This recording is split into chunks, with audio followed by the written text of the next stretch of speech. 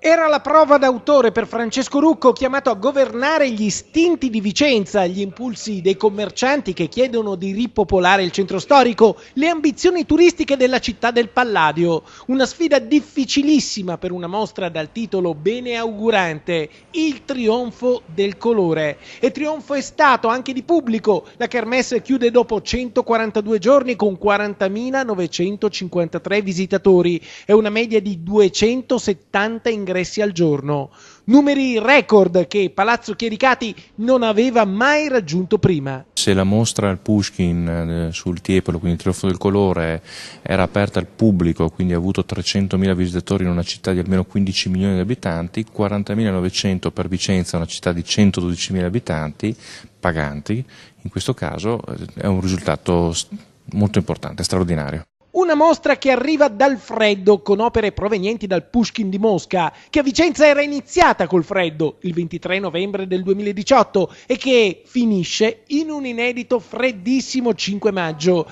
In cambio a scaldarla è stato il pubblico. Si conclude così un esperimento culturale che dimostra come su Palazzo Chiericati si possa scommettere e investire anche in futuro. Palazzo Chiericati sarà un contenitore culturale alternativo, questo è stato un test importante che vedrà anche delle mostre oltre che un allestimento permanente e vedrà dei lavori che porteranno, diciamo, l'ala dell'Ottocento ad essere una nuova ala restaurata con una nuova biglietteria, un nuovo ingresso, una caffetteria, un bookshop con spazi adeguati che oggi non ha.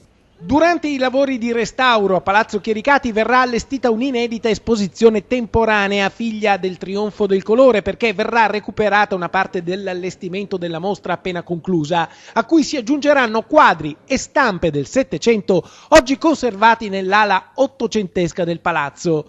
Già a partire da giovedì in Consiglio Comunale a Vicenza si comincia a guardare al futuro con il sindaco che promuove uno stanziamento di 350.000 euro dell'avanzo di amministrazione come contributo straordinario per mettere in moto la macchina organizzativa della prima grande mostra in Basilica Palladiana dell'era di Francesco Rucco. Anni 20, una donna moderna, in programma da dicembre 2019 ad aprile 2020. Insomma, il sindaco è sempre più deciso ad avviare un nuovo rinascimento culturale a Vicenza. Si è calato nel ruolo di mecenate come un nuovo Lorenzo de' Medici. Sarà ricordato come Francesco il Magnifico?